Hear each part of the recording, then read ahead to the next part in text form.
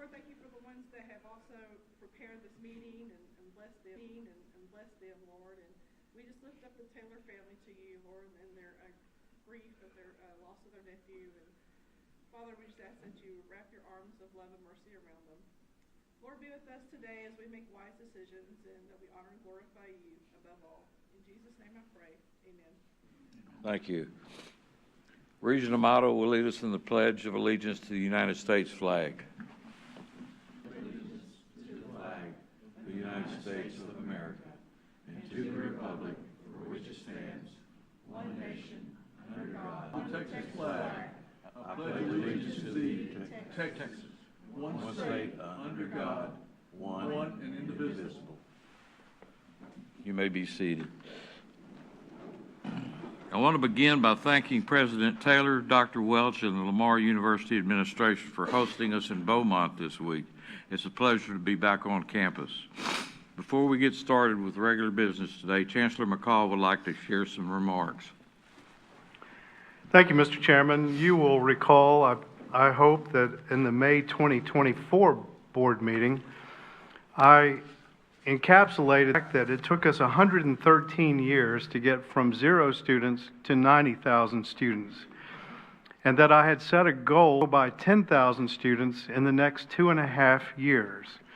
Working with the presidents, we put together plans of how we're going to get there, and I would like to give you an update of where we are in that goal of adding the equivalent of a Stephen F. Austin State University student body to our student body.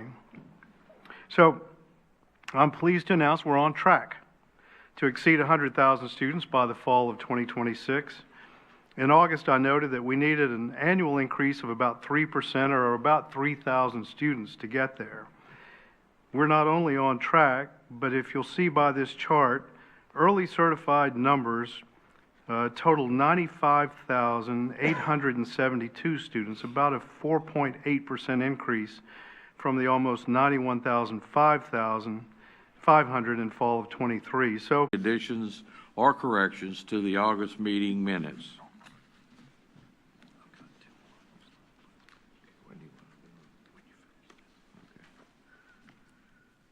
If there are none, I move that the minutes of the quarterly Board of Regents meeting held August 8th and 9th be approved. Do I hear a second? Second. Regent Amato seconded. Any discussion? Is there any objections to this motion? Hearing none, the motion passes. I think Chancellor McCall's got some more information for us. there are about 52 community colleges or two-year institutions in Texas, not counting the 3 that are part of our system, the state colleges. And we spend a lot of time talking about what's going on in our 4 institutions as well as our 2, but I wanted us to focus a bit on some of the great things happening at our 2-year institutions.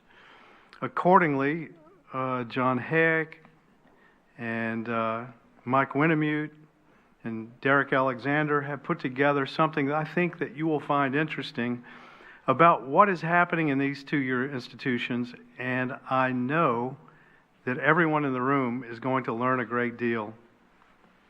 Roll them.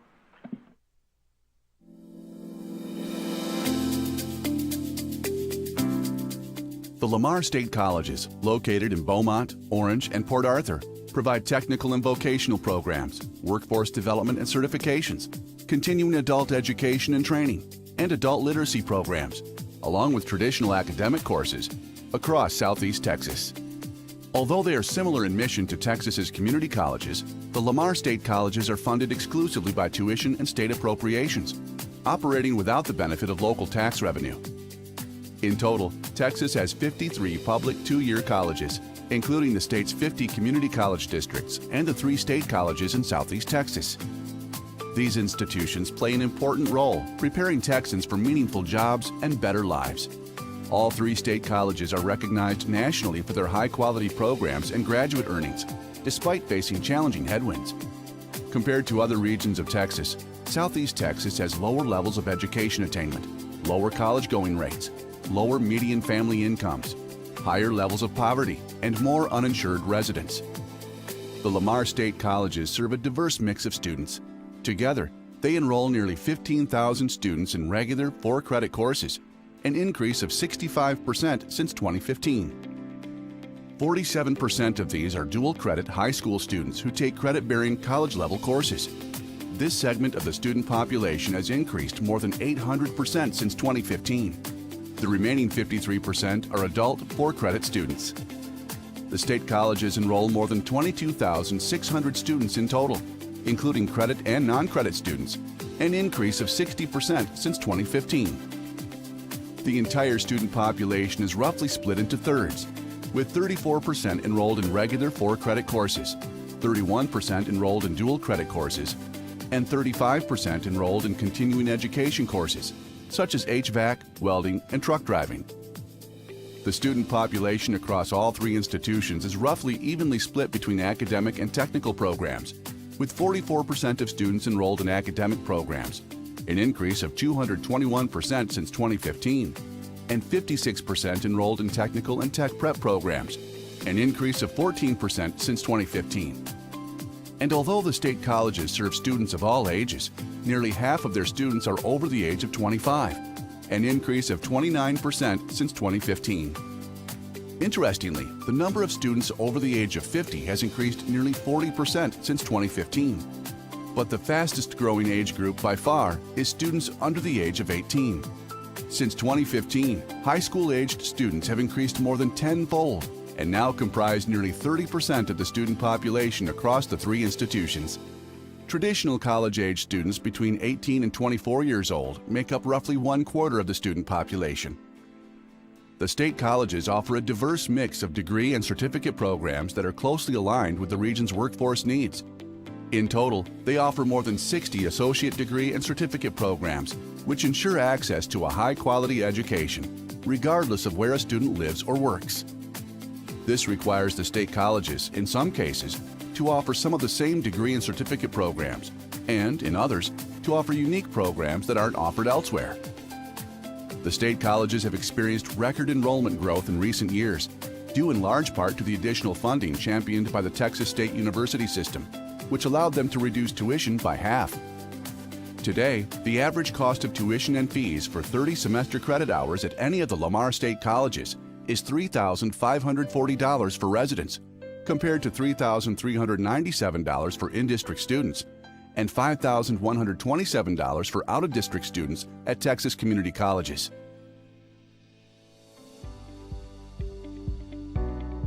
Chartered in 1949 as part of Lamar University and established in 1995 as a standalone institution, Lamar Institute of Technology primarily serves the Beaumont metropolitan area, with a population of more than 400,000, including 250,000 in Jefferson County alone.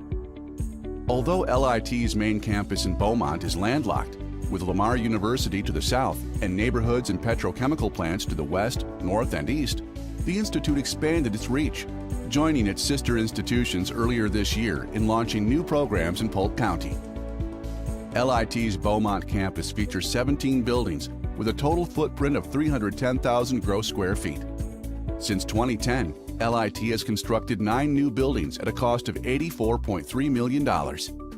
LIT enrolls more than 11,000 students in both credit and non-credit bearing courses, a 58% increase since 2015.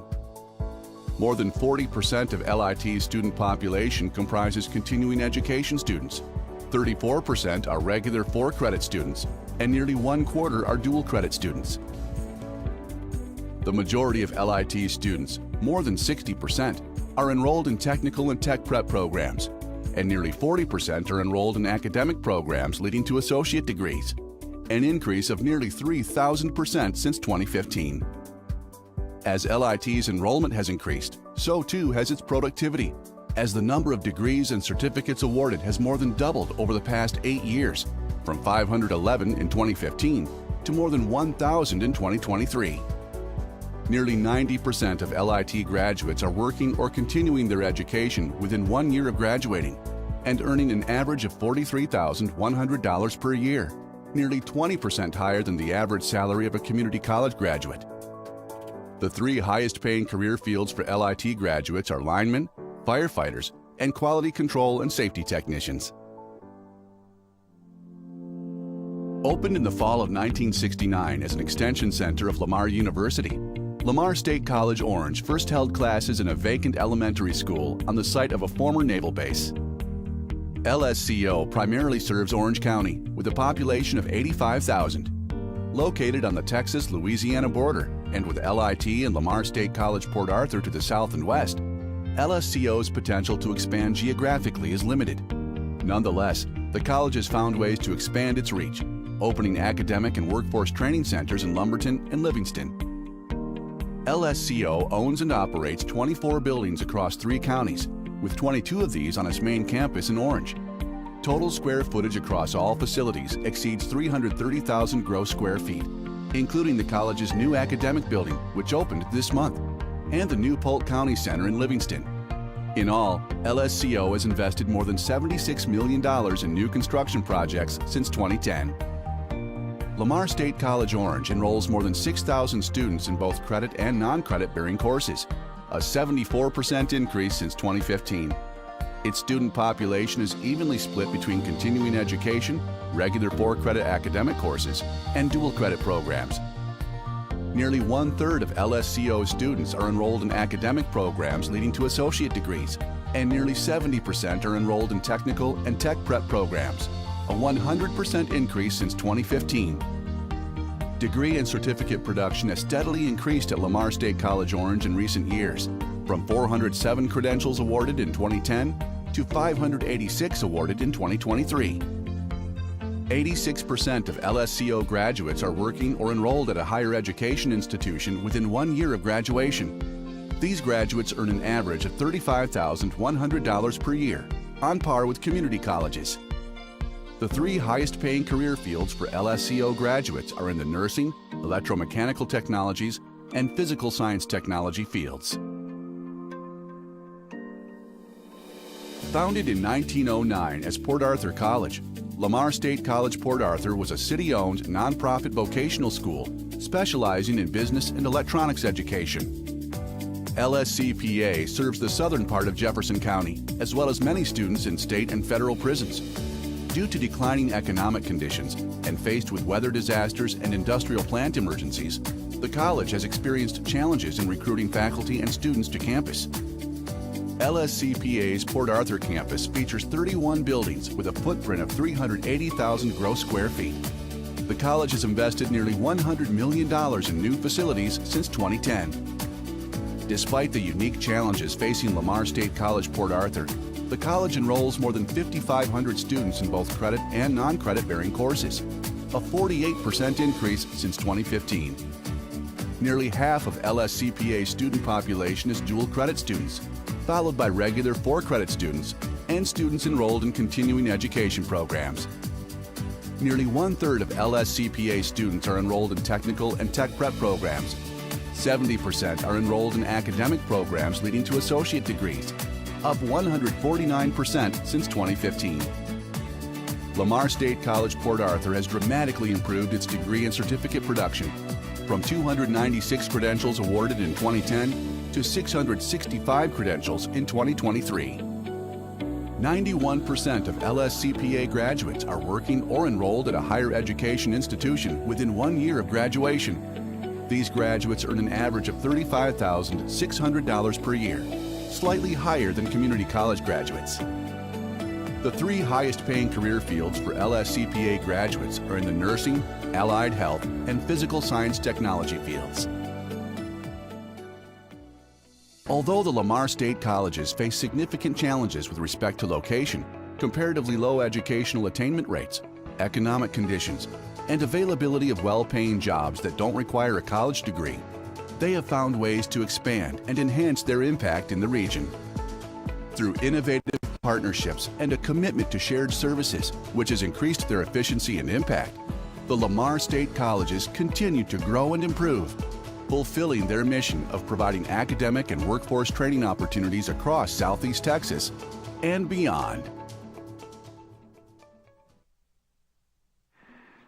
Ladies and gentlemen, we have a lot to be proud of with the things that are happening at our 2-year schools, and it's just not an accident that it has happened. could we give a round of applause to Betty Renard, Tom Johnson, and Sid Valentine for the work they're doing and their teams.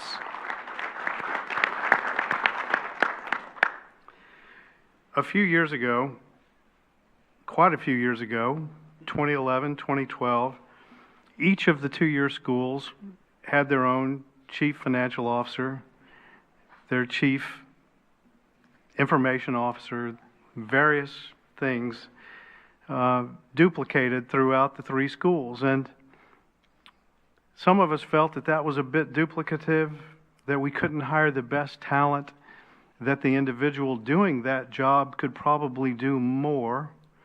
And there was some resistance, not from these three, but from others. But we decided to mush on anyway. And Betty had a really good CFO that we felt could do more, better, broader, with better result for two of the colleges, and now three. Mary Wicklund, if you could come forward. We created then a shared services model. And we have shared services throughout the system now that we didn't have at that time. And in fact, the system office has its payroll and human HR work done by Sam Houston. Some of the work at Sol Ross is done by Sam Houston. Mary has taken on this shared services model, grown it, built it, made all three schools more efficient, and some of the universities and the system office. Mary, tell us a bit about shared services. Yes, sir. Thank you, Chancellor McCall, for that introduction and your support along the way.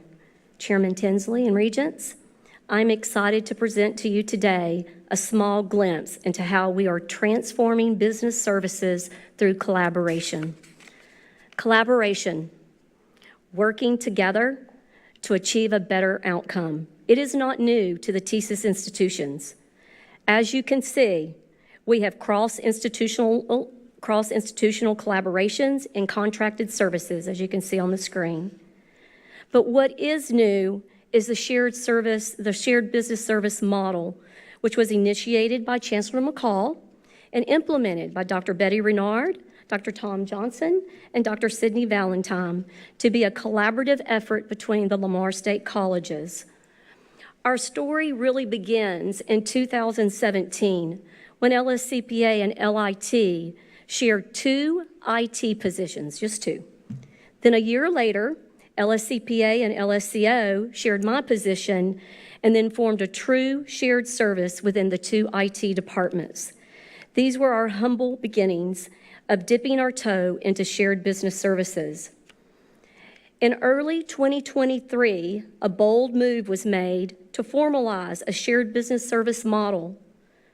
The model is a strategic vision led by Daniel Harper, our Vice Chancellor, CFO, and myself, executed by Leanna Odom, the Vice President of Business Services, and is now supported by 26 shared positions spanning 7 departments representing an 85-member business service team. So on the screen are all the departments that are currently under shared business services. And then the next screen, this is an overview of our current shared positions within the shared business service team. So, what does it take to implement such a model across multiple institutions? There are key strategies in order to be successful. A strategic mindset, a willingness to negotiate for greater impact, leveraging skills, talents, ideas, and resources of all the colleges, forward-thinking visionaries, which we have named the TSIS Business Service Alliance Executive Team, which I will show you in a moment. What is the outcome of our business endeavor? That consensus is achieved through intentionality and synergy, builds peer-to-peer support between institutions, and offers more effective services to our student, faculty, and staff. As we continue to expand, improve, and evolve, I would like for you to meet our TSIS Business Service Alliance Executive Team. As of today, that team includes LIT, LSCO, LSCPA, Soil Ross, and the System Office. The Alliance is an avenue to present updates, make requests, and seek guidance. Finally, we have some breaking news. We've been working on this. We have 5 TSIS institutions, and we are headed to a SaaS environment built on a shared technology platform for our ERP system. This will allow our team members to work smarter, not harder, with a projected completion date of 2025. Also, through the shared business service model, Lamar University has agreed as of November 2024 to provide information technology services, including CIO services and banner support services to Sul Ross State University. I'd like for you to stay tuned as we continue to build an amazing team of experts, fortify our operations, position for success, and impact our students. Thank you for allowing us to share our TSIS victory story. Thank you. It's an efficient way to do more with less, with better result. And I want to thank my partner in crime, Daniel J. Harper, for all he's done to do the heavy lifting with Mary to get us to this point. It's a good result. Thank you.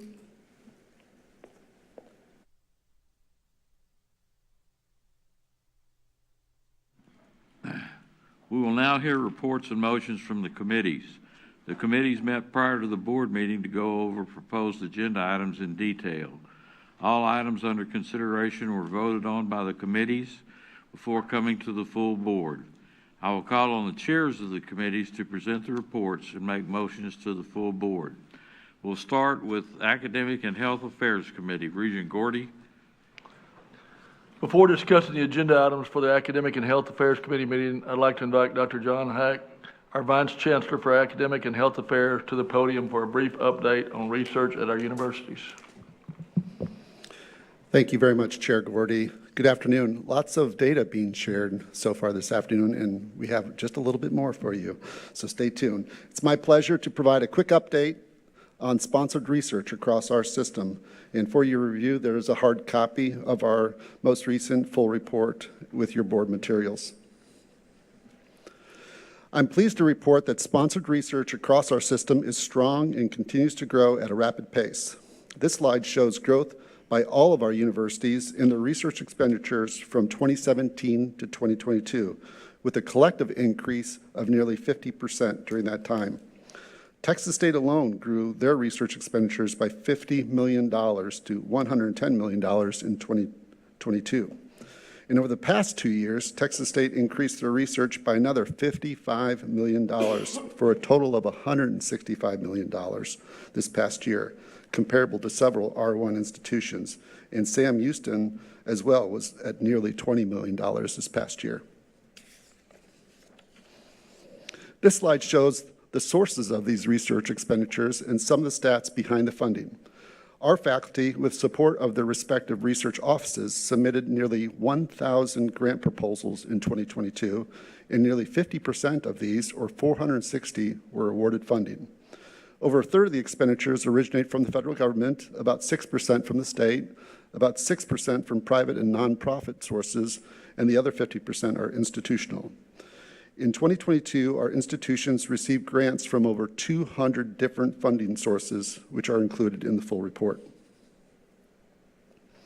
This slide highlights the distribution of the $45 million in federal grants received by our institutions. About a quarter, or 25%, or over $12 million came from the Department of Justice.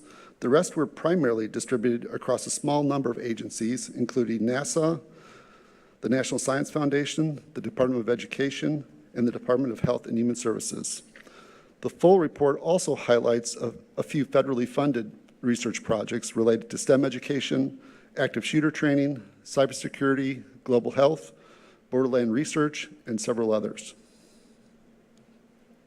In this final slide, I want to thank our chief research officers, shown here, their teams, and the faculty at our universities, whose research expertise and dedication to the creation of knowledge help produce these amazing results. I'd like to also thank Tammy Rice, Ashley Spicer-Reynolds, and Derek Alexander for their help in producing the report. And in the future, we'll also begin to showcase Texas State's participation in the Texas University Fund, how our research is also being commercialized and translated to inventions and patents, as well as other types of scholarship and creative activities that our faculty engage in. So thank you, and I'm happy to answer any questions.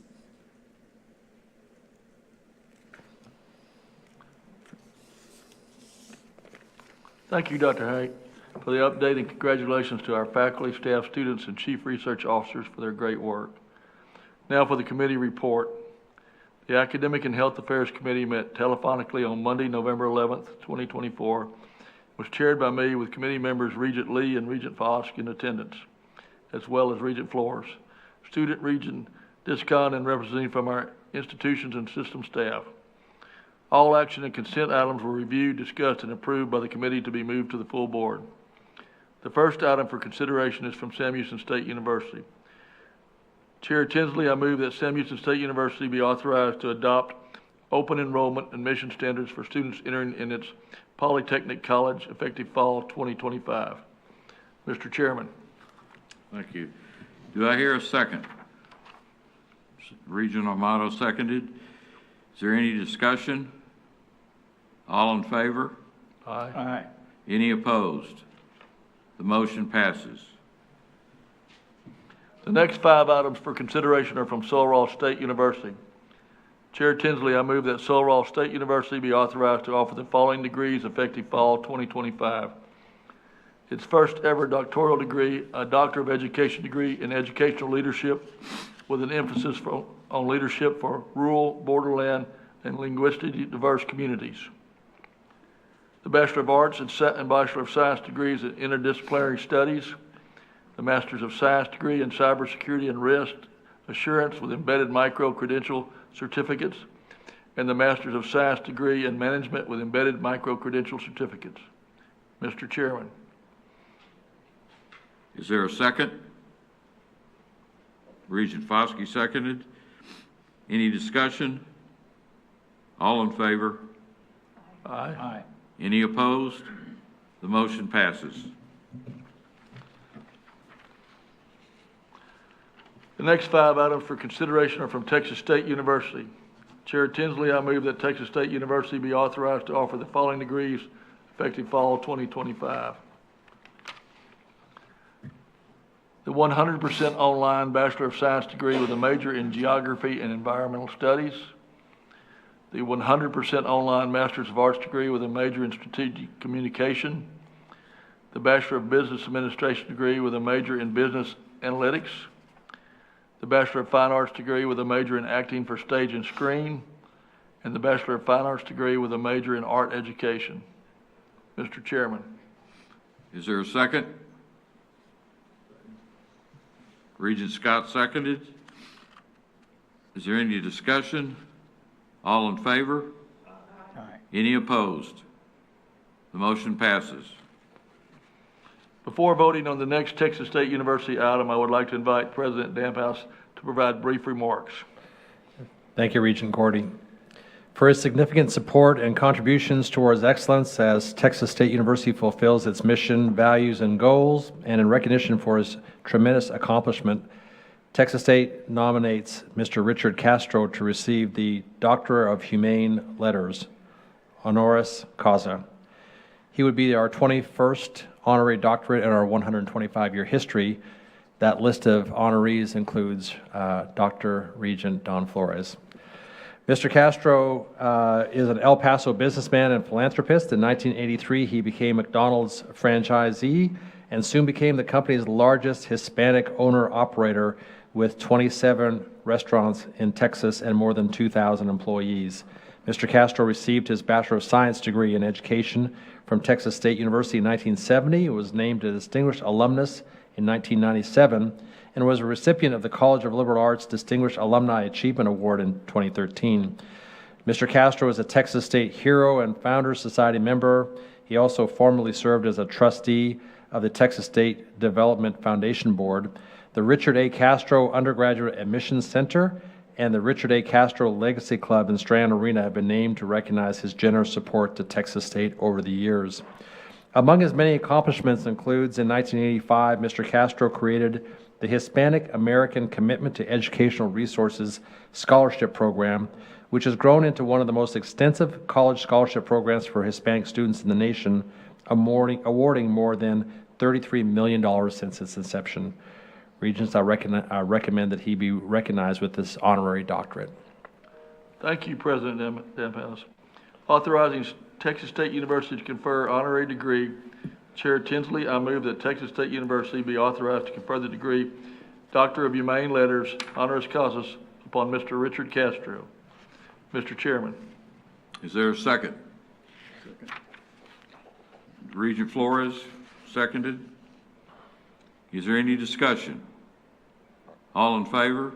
Aye. Aye. Any opposed? The motion passes. Thank you.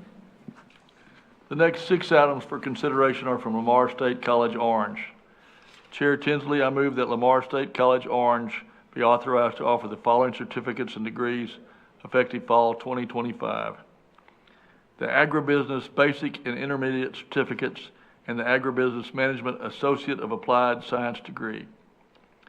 The Animal Science Basic and Intermediate Certificates and the Animal Science Management Associate of Applied Science degree. The Banking and Financial Services Certificate and the Banking and Financial Services Management Association of Applied Science degree. The Forensic Science Certificate and the Criminal and Forensic Science Associate of Applied Science degree. The Insurance Services Certificate and the Insurance Services Management Associate and Applied Science degree. I also move that Lamar State College Orange be authorized to offer the Barber Class A Certificate and the Barber Management Associate of Applied Science degree effective spring 2025. Mr. Chairman. Is there a second? Regent Amato. Any discussion? All in favor? Aye. Any opposed? The motion passes. The final items for information only are the summer 2024 certified enrollment report and the fall 2024 preliminary enrollment report for the Texas State University system components. Any remaining items are included in the consent agenda unless someone wishes to remove an item from consent. This concludes the committee's report to the board. Thank you, Regent Gordy. With that, we'll pass it over to the Finance and Audit Committee. Regent Lee. Thank you, Chair Tinsley. The Finance and Audit Committee met telephonically on November the 11th, 2024 to discuss the finance and audit items included in today's agenda. I chaired the meeting and committee member Regent Scott was present. Student Regent Descon was also in attendance. The Finance and Audit Committee considered all items and the committee agreed to move the agenda items to today's meeting for the board's consideration. The first item for consideration is Texas State University System tuition and fees. Chairman Tinsley, in light of the government's recent letter, I recommend we postpone consideration of this item. The next item on agenda is an informational-only item, and it includes the following: operating budget adjustments for fiscal year 2024, annual reports for our related foundations, and status of implementation of our audit and compliance recommendations. The final items in our report are included in the consent agenda. They include 3 items from Sam Houston State University, which include exemption for certain fees for incarcerated students, polytechnic tuition and fee structure, tuition and fees for students co-enrolled in continuing education courses. 2 items from Texas State University, nursing simulation lab fee and intensive English program fee. And then LIT item, amendment to the food service agreement, Lamar State College, Port Arthur, approval of the bylaws for a new foundation, and then finally State College's ratification for tuition rates for non-credit courses. And this concludes the Finance and Audit Committee's report. Next, we'll go to the Planning and Construction Committee. Regent Scott.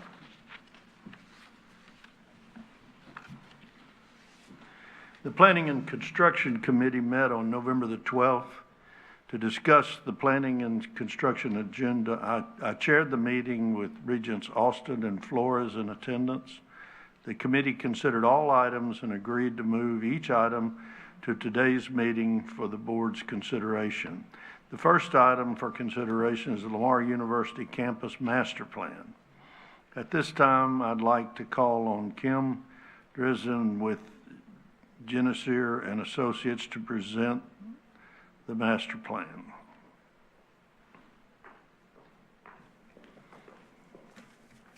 Chairman, Regents, it's a pleasure to be with you here today. Good afternoon. My name is Kim Dresner, and I'm a campus planner with Gensler. I've had the pleasure to work with President Taylor, Dr. Welch, Mr. Robinson, Ms. Miller, and Mr. Harper on the Lamar University Campus Master Plan, along with our consultant team. We began this effort in February of 2022 and developed the master plan over 6 phases, including work on reviewing existing conditions, developing design strategies, and documenting the recommendations into the final campus master plan. Here you can see a snapshot of the existing conditions assessment that we undertook during the analyze phase. We reviewed the campus through 20 different lenses to help us identify areas of opportunity for future development and infrastructure enhancements. Simultaneously, our utilization consultant developed the growth profile and classroom utilization to help us identify areas of gaps or areas for future growth over the next 10 years. We also solicited feedback from the university through multiple meetings with the executive committee, the steering committee, and focus groups. Through these engagement sessions, we were able to identify the guiding principles for the master plan. The feedback we got was that the university should feel connected, activated, cohesive, defined, and maintained. Each of these recommendations in the campus master plan are tied back to at least one, if not more, of these guiding principles. To further build on these guiding principles, the goals of the campus master plan are to ensure campus optimization, outdoor spaces and soft spaces are activated, campus edges are defined, existing facilities are maintained, and the campus standards are prioritized to create a cohesive space. To give you a more zoomed-in view of the master plan, we've rotated the campus here and on the following slides 90 degrees, so north is to the left. With the guiding principles in mind, the consultant team developed a long-range master plan, starting as the starting point for the 10-year plan. We organized the campus into 4 zones: a study zone, a live zone, an experience zone where a lot of the athletic facilities are located, and finally a collaborate zone where future partnerships with the Beaumont community could potentially happen. With the long-range vision in mind, we began to develop the 10-year strategy for Lamar. Here you can see the proposed campus master plan.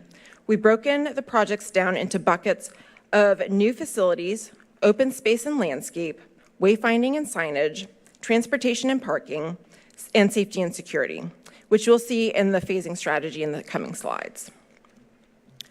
First and foremost, there are a handful of ongoing efforts that should be highlighted. The renovation of the Mary and John Gray Library, upgrades to the chemistry building facade, renovation of the large tiered classroom in the Cherry Engineering Building, repairs and improvements to several residence halls over the next 10 years, a new intramural field, and ongoing renovations and upgrades to existing academic facilities that will come out of the prioritization study that is currently underway. The short-term projects identified on the campus master plan are envisioned to happen in the next 4 years, include constructing a new facilities building on the north side of campus, building a new baseball clubhouse and locker room facility, developing a golf practice facility, adding a new central storage building, adding a new music annex, renovating the campus corner building to be a new engineering annex, improving entryway landscape elements, including lighting, entry signage, a vertical monument, and branding opportunities, building an ecological ribbon that runs from the academic quad to Jim Gilligan Way, that will alleviate flooding during major rain events and act as a cohesive landscape element to better connect the campus, enhancing the layout of the dining hall lawn to make an inviting multifunctional space for larger outdoor gatherings, parking lot enhancements to include landscape parking islands and trees for shading, and finally, enhancing the pedestrian crossing over MLK Parkway to feel safer and focus on game day connection. Midterm projects for the next 5 to 7 years include enhancements to Cardinal Park, developing a tailgate park to further connect the main campus to the athletic facilities, improvements to the science quad, including enhancements to the canopies, landscape, lighting, and building facades, additional monuments across campus, adding parking lot enhancements, and finally, improvements to the crossings and lighting along Rolf Christopher Drive to better connect Lamar University with future growth and development on the east side of this road.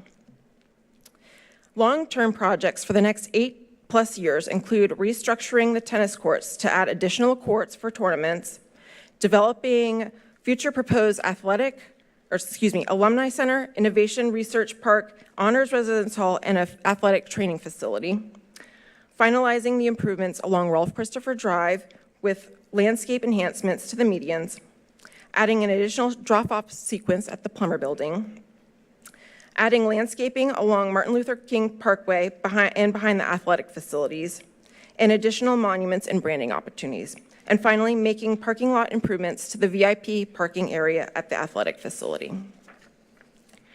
Finally, the campus master plan includes a series of guiding principles to ensure future improvements are consistent with a baseline standard. These guidelines include a series of architectural, wayfinding, landscape, and technology infrastructure guidelines. That concludes the brief overview of the 280-page Lamar University campus master plan. We believe this plan is a feasible strategy for the university to pursue over the next 10+ years, with a primary focus on upgrading and enhancing existing infrastructure while simultaneously working to enhance the campus brand and further connect the facilities in a cohesive manner. It's been a pleasure to be with you here today, and I'm happy to answer any questions you may have. Thank you, Ms. Dresden. Many of you know that I was in Lamar in the 60s, and it's a real pleasure for me to see where this has evolved to over time, and to say that I think this is the best master plan we've had so far. Bill, I can say I was here in the 80s, and it's come a long way since then too. So I'm thrilled about this master plan, specifically the collaborative area. I think that's very much needed, and glad that was included in the plan. So, yeah. Thank you. In Jaime's absence, I'm going to ask Dr. Welch to provide brief comments from the university. Thank you. Chancellor McCall, Chair Tinsley, Committee Chair Scott, and Texas State University System Regents. This master plan charts an exciting course for Lamar University's future over the next decade, transforming our campus to better serve our students and community. Our primary goal is to enhance the student experience inside and outside the classroom. As you can see from the presentation, we will modernize and expand campus facilities, creating spaces where students can connect and collaborate. This includes developing an Honors Commons residence hall, enhancing academic buildings and learning spaces, and remodeling the Mary and John Gray Library as a welcoming entrance to academic spaces. These facilities will foster collaboration, critical thinking, and hands-on learning, providing our students with a well-rounded campus experience that contributes to their overall academic and personal growth. Our plan also prioritizes student engagement. It proposes a new intramural field, which will also be used by the marching band, and it proposes to enhance our athletic facilities to showcase our commitment to a winning culture. More opportunities for meaningful engagement will attract more students to Lamar University and better serve our community. We are confident that this master plan will have a lasting positive impact on Lamar University. Thank you for your consideration of Lamar University's 2024 to 2034 University Master Plan. Thank you, Dr. Wells. Chairman Tinsley, I move that the 24 to 34 campus master plan for Lamar University be approved. Do I hear a second? Regent Long. Any discussion? All in favor? Aye. Any opposed? The motion passes. Mr. Chairman, the second item for consideration is Sul Ross University design development documents for the fine arts facilities expansion. And a short video was prepared to highlight this project.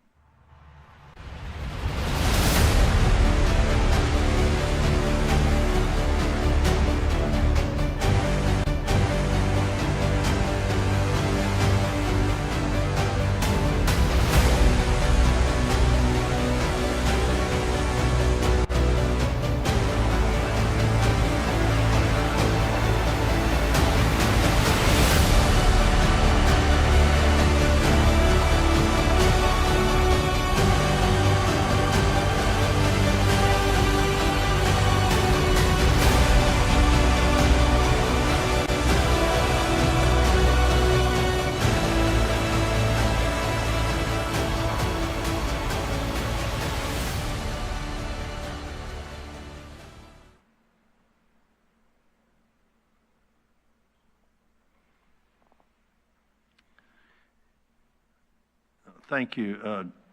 Dr. Hernandez, would you please provide your comments? Chairman, Regents, the proposed project includes work to update existing facilities as well as activity space in a building that we recently acquired. The majority of the work in our existing facilities is to modernize mechanical systems, improve usability of classrooms and other instructional spaces, expand cross-disciplinary access, and extend the useful life of these buildings. The recently acquired, formerly Porter's grocery store in downtown Alpine will be transformed into a performing arts center that will include a black box theater, costume shop, theater support functions, as well as generous spaces for choir and band practice. Located in downtown Alpine, the Performing Arts Center will provide a readily accessible focal point to showcase our art programs, creating a strong link to the community. These are much needed improvements as we continue to increase enrollments across all disciplines, including fine arts, theater, and music. Updating, renovating, and creating new facilities through this project will be a huge help in this effort. Thank you for consideration of this project, and I'm happy to respond to any questions you may have. Are there any questions from any of the regents? Hearing none, Chairman Tinsley, I move that the design development documents for the fine arts facilities expansion at Sul Ross State University be approved. Do I hear a second? Seconded by Regent Foskey. Any discussion? All in favor? Aye. Any opposed? The motion passes. Thank you. The next item for consideration is TSUS design development documents for the field research station. And again, a small video has been prepared for us to review.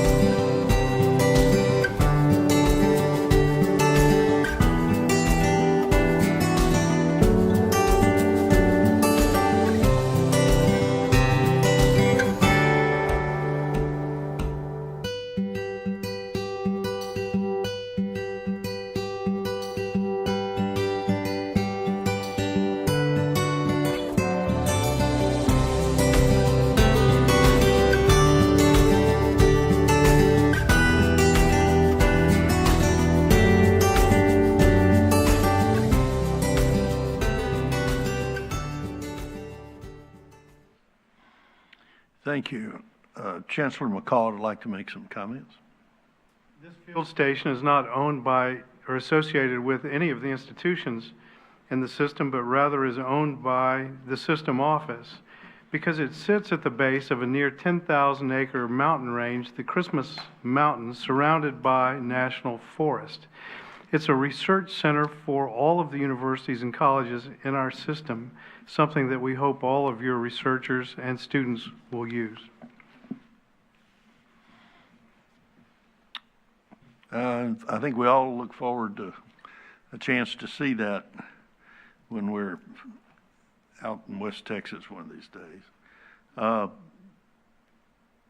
Chairman Tinsley, I move that the design development documents for the field research station for Texas State University system be approved. Do I hear a second? Regent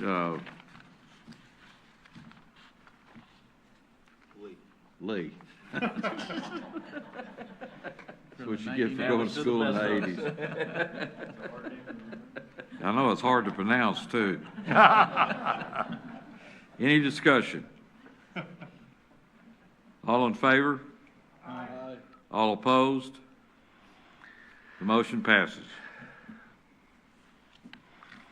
Very good, Mr. Chairman. The next item on the agenda is an informational item outlined in the board book, and it is the quarterly planning and construction report. There's no motion necessary. It's informational, and all the information's in the board book. The remaining item is the consent agenda, also outlined in the board book, which includes additions to the 2025-2030 capital improvement program. Mr. Chairman, this concludes the Planning and Construction Committee report. Thank you, Regent Scott. Since there are no rule changes this quarter, we will move on to the Government Relations Committee report. Regent Amato.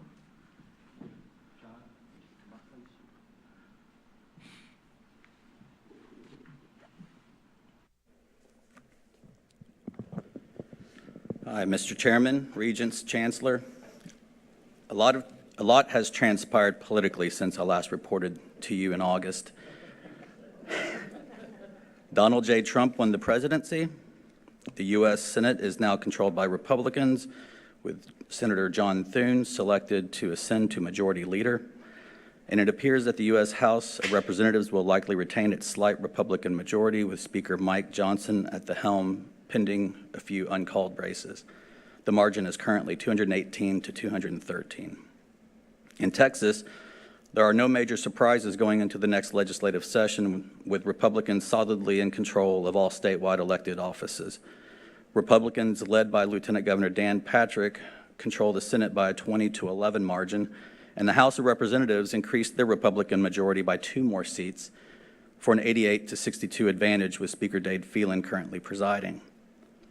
A week after the election, members of the Texas legislature quickly turned their attention to policy, and the official start of bill pre-filing began. This is when members turn bill drafts to legislation and file their bills with their respective chambers, and getting a bill number assigned to their legislation, and thus beginning the journey of how a bill becomes a law. A couple of numbers for you on the pre-filing front. The first day of pre-filing had a record of 1,511 bills filed. Just for comparison purposes, 10 years ago, on the first day of bill filing, there were 371 bills. I will now recite all of the captions of the 1,739 bills. Just kidding, we'll not do that. Many of the hot topics, as you can imagine, of those 1,700 bills include property taxes, abortion, public ed, border immigration, elections, criminal justice, energy, health, guns, workers' wages. But what obviously we're here to talk about is higher education. There were several bills, about 85 on the topic of higher education in some way, shape, or form. The first bill that was filed was prohibiting in-state tuition to be offered to undocumented students.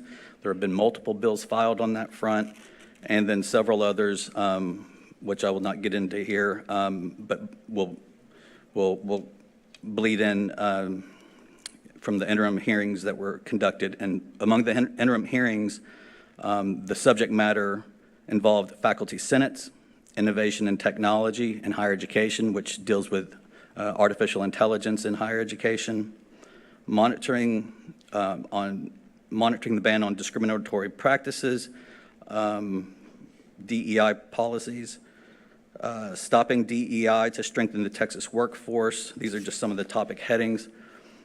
Combating anti-Semitism on Texas college campuses, faculty tenure revisions, campus free speech, and core curriculum course accessibility. There haven't been any bills filed yet on that, but we anticipate bills coming down the road on those particular topics. At this time, I'd like to thank our institutions for all the hard work in putting together their respective legislative appropriations requests. Our presidents and chancellor presented our system LAR to select members of the Legislative Budget Board, Governor's Office, Lieutenant Governor's Office, and Office of the Speaker back in September. And we will repeat this process once the House and Senate announce committee assignments and schedule us to appear before House Appropriations and Senate Finance. If history is any indication, this typically has coincided around the time of our February board meeting, so stay tuned. We'll be following up with our presidents once scheduling is confirmed. On the outreach front, the governmental relations team has remained busy over the past 3 months. We have continued to host legislators and staff at the system office and beyond. Our team has already begun meeting with and informing representatives from the aforementioned offices on the key issues affecting our component institutions. You may recall the one-pager we presented to you at the last board meeting. In case any of you need an additional copy, I can furnish one for you at the end of this, later this afternoon. With respect to our federal update, this past October, our chief research officers, the Normandy Group, and Dr. John Hayek and myself assembled in Washington, D.C. for meetings with federal agencies and congressional staff. We met with the National Institute of Standards and Technology, National Institutes of Health, National Science Foundation, the United States Department of Agriculture, Department of Defense, National Science Foundation, Department of the Interior, and the National Endowment for the Humanities, as well as Advanced Research Projects Agency at the Energy Department, along with staff members from many of our Texas congressional delegation, including staff in Senator Cornyn's office. The meetings were very productive and believe that several of our institutions may be able to benefit from a variety of funding opportunities that each of the agencies oversee, and hopefully will expand our federal research portfolios going forward, which will complement that slide that you saw from Dr. Hayek, where you saw our federal research expenditures going up, and that's a great direction. We look forward to the dust settling in Washington, D.C., and following the election season, so we can begin formulating our next set of meetings with our presidents and the new administration and federal officials. This will likely occur in early March. For more information on what we are working on with respect to our federal agenda, I've taken the liberty of distributing our federal report to you in advance of my presentation so that you can read it at your leisure, and I'm happy to answer any questions that you may have after you've had a chance to digest the report. I'd like to conclude my remarks by taking this time to formally introduce you to our newest addition to the governmental relations team, Johanna Sheffield. She has worked at the Texas Capitol for nearly 20 years. In the Capitol, she worked for Senate Finance Chairwoman Joan Huffman, former Senator Kel Seliger as Chief of Staff and Director of the Senate's Higher Education Committee. In addition to her higher education background, Johanna has worked extensively on electricity, economic development, pub ed, transportation, pensions and investments, and health and human services legislation. Additionally, she has actively participated in the budget process and the Sunset Commission's work evaluating state agencies. After earning her undergraduate degree from the University of Texas at Austin in government, she completed a master's in higher education leadership and policy, also at UT. We are also delighted to have Johanna join our system, and I hope you get a chance to visit with her later today and tomorrow so you can see what a tremendous asset she will be for this system. Mr. Chairman, this concludes my governmental relations update. Thank you. Thank you, Vice Chancellor Cunningham. Since no action is required on this report, the board will now consider contracts, personnel, and miscellaneous items. The next order of business is the approval of contracts. All items in the contract section have been moved to the consent agenda. Are there any questions from the board? Being no questions or objections, the next order of business is the personnel section. The only items in the personnel section are the faculty personnel reports, and these can be found in the consent agenda. The next order of business is the miscellaneous section. The first item under this section is from Lamar University for authorization to name the new baseball complex. At this time, I'll ask Dr. Welch from Lamar University to provide comments on this motion. Thank you. Chancellor McCall, Chair Tinsley, and Texas State University System Regents. Lamar University is planning to build a new 8,000 to 9,000 square foot clubhouse to meet NCAA standards that will include coaches' offices, players' lounge, film room, players' locker room, training room, back office spaces, which will include a laundry, restrooms, equipment room, field storage, and miscellaneous storage. The gift from Terry and Glenn Morgan will be the largest gift ever given to Lamar University baseball, and will be matched by the university to build a clubhouse, create a courtyard, and improve the facade of the Emma and H.D. Tex Strait Baseball Training Center to create a consistent look with the clubhouse. We're requesting permission to name the clubhouse and courtyard the Terry and Glenn Morgan Baseball Complex. Additionally, other enhancements to the baseball stadium and facilities will follow. Thank you. Thank you, Dr. Welch. Regents, any questions or comments? Then I move that Lamar University be authorized to name the baseball complex the Terry and Glenn Morgan Baseball Complex. Regents, do I hear a second? Seconded by Regent Lee. Any discussion? Is there any objection to this motion? Hearing none, the motion passes. The next item of business is from Sam Houston State University for authorization to name the baseball press box the Leroy Wilkinson Press Box. At this time, I'll ask Dr. White from Sam Houston State University to provide comments on this motion. Good afternoon, Chairman Tinsley, Regents, and Chancellor. Leroy Wilkinson was a mainstay at the university with nearly a half-century of service to Sam Houston State. He was a SAM student and played on the Bearcats' 1963 National Association of Intercollegiate Athletics Championship baseball team. He served as the radio color commentator of Bearcats football and basketball games for 30 years. He retired in 2017. He also taught and coached at New Caney, Splendora, and Huntsville Public Schools. Mr. Wilkinson received the Sam Houston Alumni Association Service Award in 1999 for his work in the broadcast booth and his service to the university. Mr. Wilkinson died in June 2019, leaving behind a legacy of passion for Bearcat athletics and his community. His wife, Lyndall, and son, Chris, pledged $200,000 over 5 years to honor him and forever tie his legacy to Sam Houston State. We now request authorization to name the baseball press box the Leroy Wilkinson Press Box. Thank you, Dr. White. Regents, any questions or comments?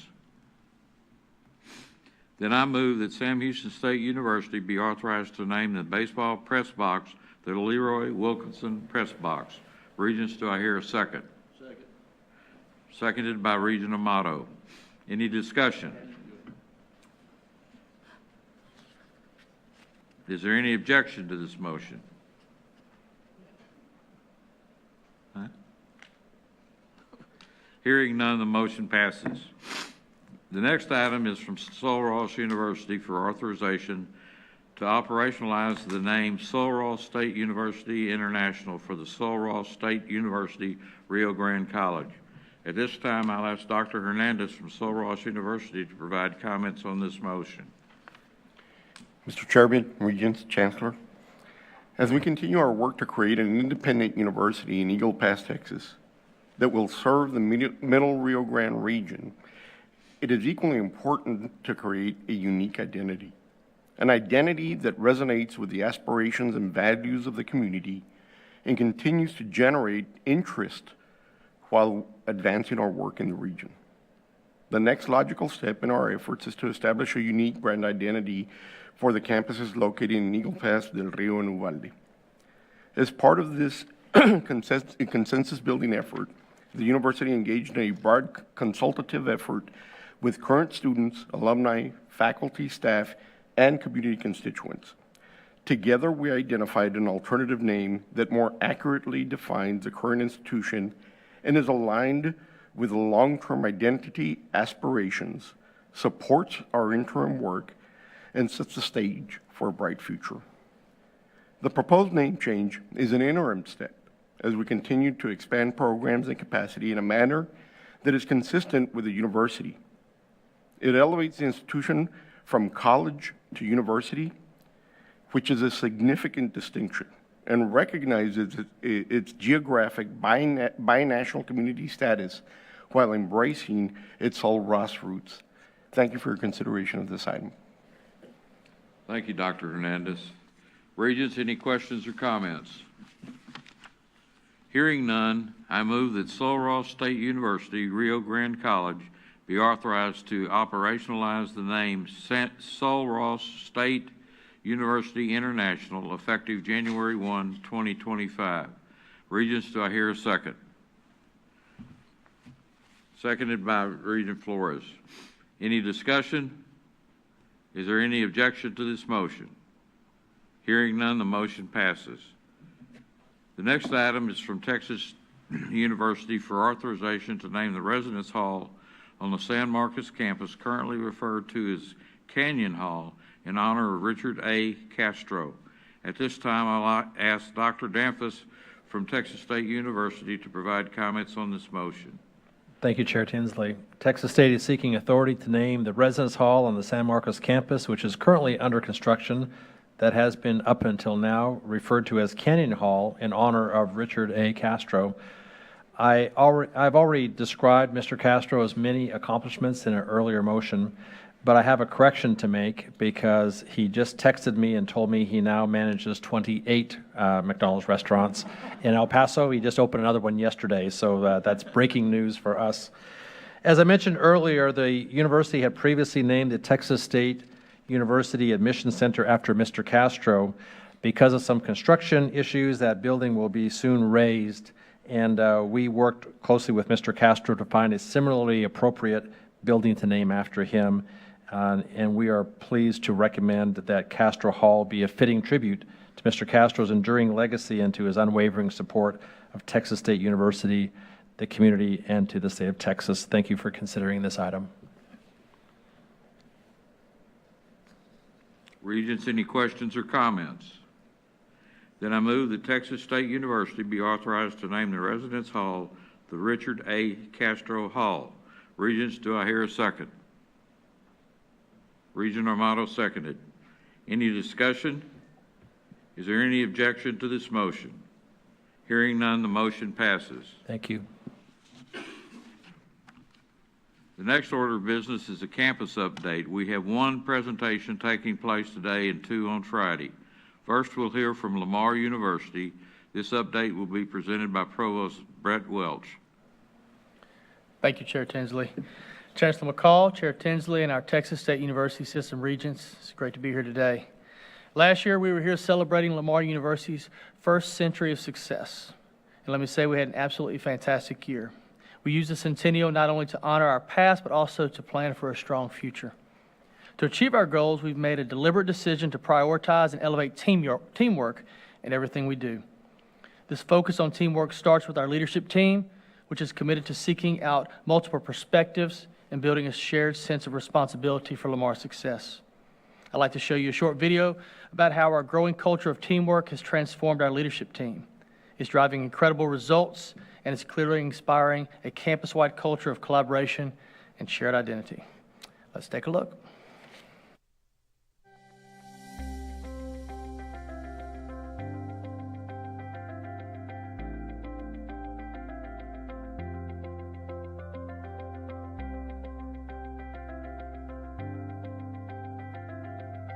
We are thrilled to talk about the incredible journey we're on at Lamar University.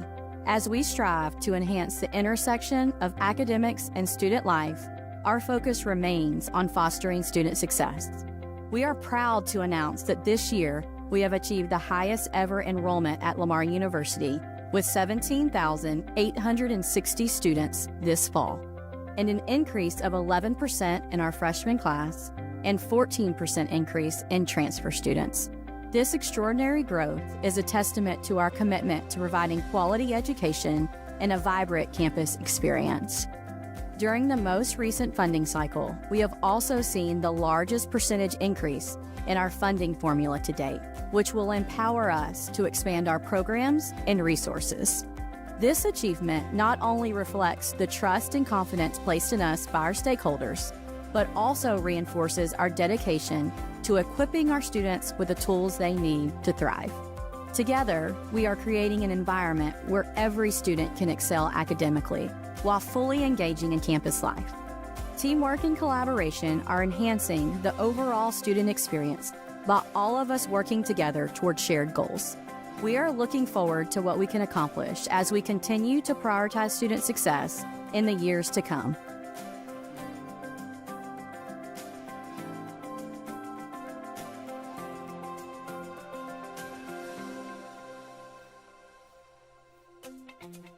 Lamar is very unique in regards to our online and our graduate programming. We want a vibrant learning environment here on campus, face-to-face, specifically for those undergraduate students. At the graduate level, it's a lot about convenience, accelerated learning, and that's where we excel with our online. Some of the accolades for our graduate programs: our MBA is recognized by the Princeton Review, and our doctorate program in educational leadership is a member of the Carnegie Project. Our place in the Texas State University system is that of a R3, a Research 3 institution. And what we pride ourselves on are programs that are very pragmatic and allow our students to enter into the workforce very career ready and prepared. One of the things that we're wanting to enhance are our pathways from our two-year institutions, specifically those in the Texas State University system, LIT, Orange, and Port Arthur, and those degree articulations from the 2 years to the 4 years. So those students, as they enter into Lamar, can ensure that all their credits count and can graduate with a 4-year degree in a timely manner.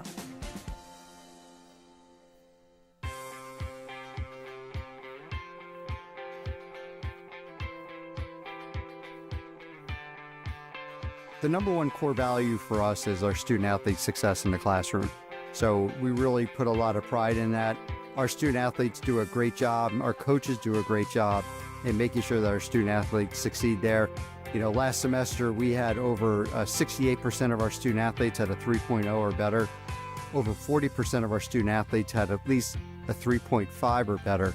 And our football team had the highest grade point average since we brought football back in 2010. So our student-athlete success rate was 82%, which is fantastic for a school like us. Anytime we can keep the students on campus and coming to our events, that's a big plus for us. That really works to the teamwork that's going on campus. Student engagement is doing a fantastic job in creating an atmosphere for students on campus during the weekends and encouraging them to come to our games. And a lot of that goes through like the teamwork that we have on campus. Everybody on the executive team, Dr. Taylor's vice presidents, they all have a belief and they all have a stake in the outcome of whether we win or lose. And they all take great pride in that. And our coaches see that and our student athletes see that. The teamwork that we have, the ability to get things done and get things done quickly on this campus is unlike any place I've ever been before. And that's a key component for our success.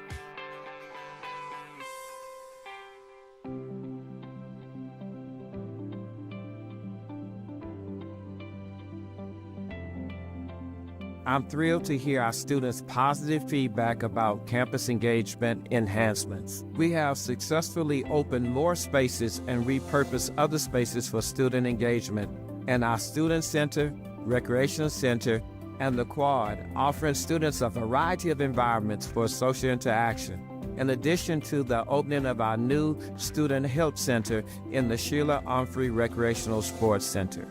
The expanded programming has contributed to an estimated 50% increase in attendance. We have a beautiful new space in the back of the rec called the patio, where we host social functions for students to enjoy.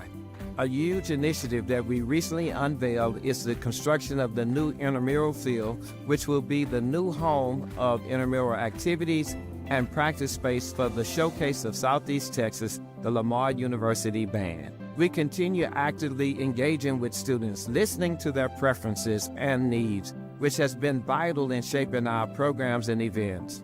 It's certainly a great time to be at Lamar University. Pick 'em cards.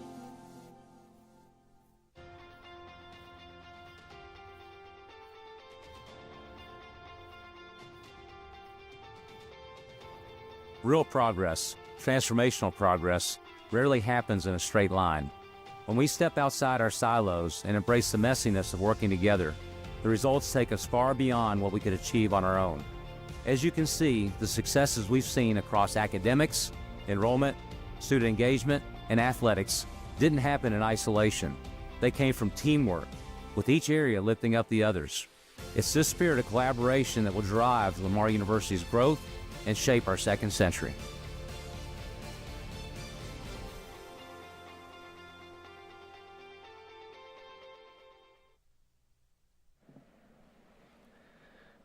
Chancellor McCall, Chair Tinsley, and Texas State University System Regents, thank you again for this opportunity to update you on Lamar University.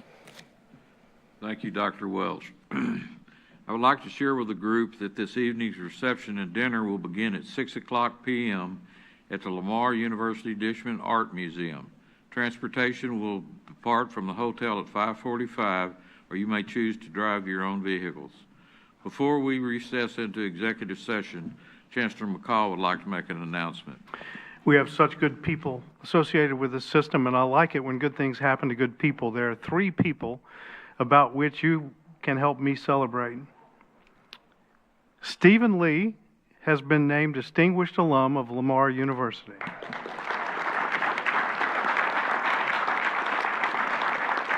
Stephen who? Lee, L-E-E. Okay.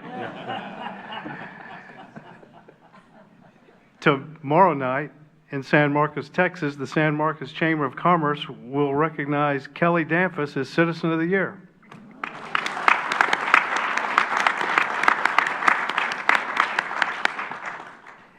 And tonight at dinner, you'll see another friend of ours, former Regent David Montaigne, who sits on our foundation board, also has been named Distinguished Alum of Lamar University. Be sure to congratulate him.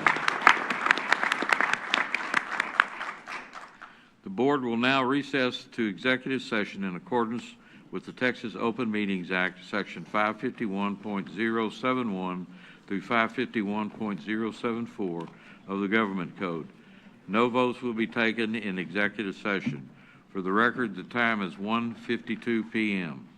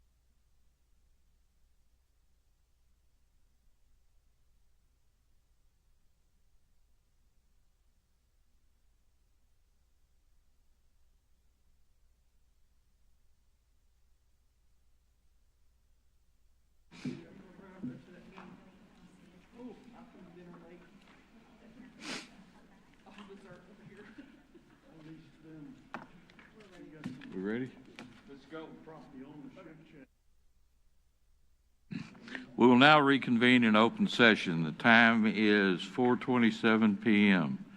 For the record, in compliance with the Texas Open Meetings Act, no votes were taken or decision reached in executive session. We have two items of business from the miscellaneous section before we recess for the day. First, we have a walk-on item from Sam Houston State University for authorization to confer the degree of Doctor of Human Letters honoris causa upon Dan Rather. Regents, the motion is in front of you and on the screen. At this time, I'll ask Dr. White from Sam Houston State University to provide comments on the motion. Thank you, Chairman. Dan Rather has been in the middle of the world's defining moments since the start of his career in 1950. From November 22, 1963 in Dallas, when he kept the American people informed of the details of the assassination of John F. Kennedy, to Beijing, Bosnia, Haiti, and Hong Kong decades later, he's covered most of the world's major news stories. Often referred to as the hardest working man in broadcast journalism, Mr. Rather lived up to the description during his time with CBS Evening News and 60 Minutes. His day-to-day commitment to substantive news reporting and his tough, active style earned him a position of respect among peers and the public. He has received almost every honor in broadcast journalism, including numerous Emmy Awards, Peabody Awards, and citations from critical, scholarly, professional, and charitable organizations. He received Sam Houston State University's Distinguished Alumni Award in 1977. In addition to being a broadcast journalism, Mr. Rather is a prolific writer. He has authored or co-authored 9 books, 6 of which have become New York Times bestsellers. Most recently, What Unites Us, Reflections on Patriotism, which was released November 2017. In 1994, Sam Houston honored Mr. Rather by naming the Journalism and Communications building after him. Mr. Rather received his bachelor's degree in journalism from Sam Houston State Teachers College in 1953, where he spent the following semester as a journalism instructor before joining the U.S. Marines. He also attended the University of Houston Law School and the South Texas School of Law. Sam Houston State requests authorization to confer the degree of Doctor of Humane Letters honoris causa upon Dan Rather.